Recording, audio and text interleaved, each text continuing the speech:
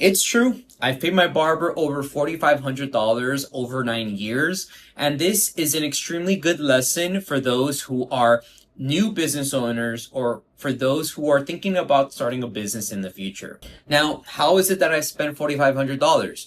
Well, over 9 years, I've been to my barber over 153 times. And that means that I've been going every 3 weeks and spending over $30 per visit. And the reason that this is a good business lesson is that, look, if you as a business owner are focused on getting your customer to come back several times, you're going to make more revenue down the road without having to spend more budget to try to get new people in the door. So think about this. If you need to get a new customer, let's say a new barber shop customer, and you're paying $40 to be able to get that customer by running ads, but that customer is only bringing in $40 worth of service, guess what? You're not going to make money on that first cut. But if that customer comes back the second time, now you're starting to see some revenue. If they come back 10 times, now you're starting to see profit. Now, if they keep coming back for 5 years, 10 years, 15 years, 20 years, you're going to make a good amount of profit by having that relationship with that customer. But the truth is that a lot of business owners, they focus on getting in new customers at all times, but they don't always focus on bringing in their existing customers repeatedly. Now, it actually is a lot easier than you think, because at the end of the day, business should be based on relationships, right? And it's based on, do you like the business and the business owner that you're working with? If you do, you're going to go back. If you don't, you're going to look for someone else.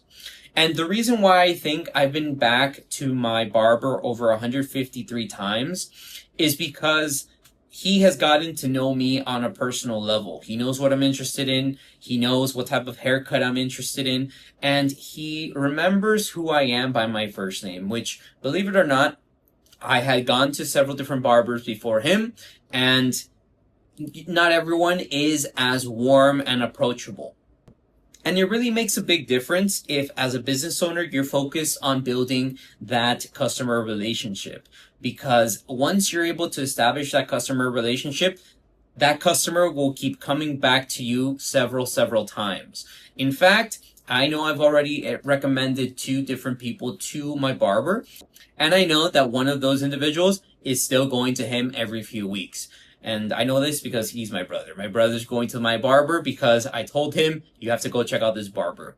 So if there's something I want you to get out of this video, is that you need to focus on customer retention, and you need to focus on making sure that customer comes back several times. One of the ways that you're able to do that is by sharing your phone number with that customer, right? That way they're able to just send you a text message and they're able to say, look, can I come in at this time on this date? I know it works because that's what I do in order to be able to book appointments. I don't want to get on the phone and call that barbershop and say, look, I want that barber to cut me. I'd rather send him a text message. So because it's so easy, I always go back for more. Now, this applies to other industries as well. If you're in the car wash business, everyone needs their car washed at least once a month. If you're in the pet grooming industry, your pets are going to need to get groomed several times. If you're in the medical industry and you're a dental practice, guess what? People need to go to you every 6 months. But what ends up happening is that many people do not focus on customer retention. They see a customer, they give them the service, and that's it. You need to try to be a little bit more approachable, maybe get to know what they're interested in so that maybe next time they come back, you can give them that opportunity to maybe either try a different style, get a different, type of service, etc. Apart from text messaging and having that customer text you on their own, you want to make sure that you have a schedule, right? Maybe you have a CRM. So this is a customer relationship management system at your company in which you want to set reminders. If this person hasn't been in my business in the last month, you want to send a text message reminder so that this person is able to come back. If, for example, you're a dental practice and a customer hasn't been in your dental practice in the last 6 months, and you always recommend people come in every 6 months for a cleaning, you want to make sure that you have email marketing in place, right? So email marketing is still very valid. I check my emails every day. I'm sure you do too. So make sure that you have email marketing in place in a way that's automated at the very least, so that you are able to send those people reminders so that they remember who their dentist was. That way they're not going onto Google and finding a new business to get their, their teeth cleaned. Another option is to ask your customers to follow your business on Facebook and Instagram. Because as a lot of us do, we're always on Instagram. We're scrolling several times a day. And guess what? If we are able to have our customers follow us on Instagram, and we're always sharing different videos of before and afters, we're sharing different specials, at some point, one of our customers is going to see an offer that we're running, or maybe a post on a new service that we're providing, and they might come back sooner rather than later. But at the end of the day, you do need to make these efforts, right? You can't just see a customer and expect them to come back in 3 months, in 6 months, etc.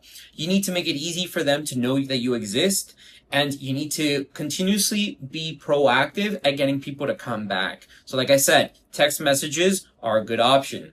Email marketing is a good option, as well as social media, making sure that your customers follow you. If you do things like this, you're going to get people to come back, and that's going to mean that you're going to have those $4,500 clients if you're a barbershop, or you might have that $10,000 dental patient that's been with you for 10 years, or that maybe car wash client that pays you over $1,000 a year. So it's all about relationships. It's all about customer retention. So next time that you're thinking about either starting a business or you're thinking about improving your business, think about how can I get my existing customers or my new customers to come back several times, because I want to build that relationship. I don't want to always have to rely on getting new customers to get money through the door. I want to make sure that I'm able to be consistent, and the best way of being consistent is to get your customers to come back for more.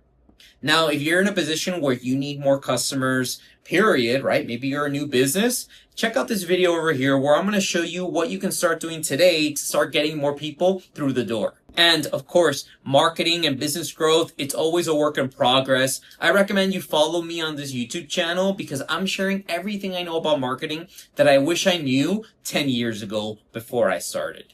So until next time, this is Franco Aquino. Talk to you soon.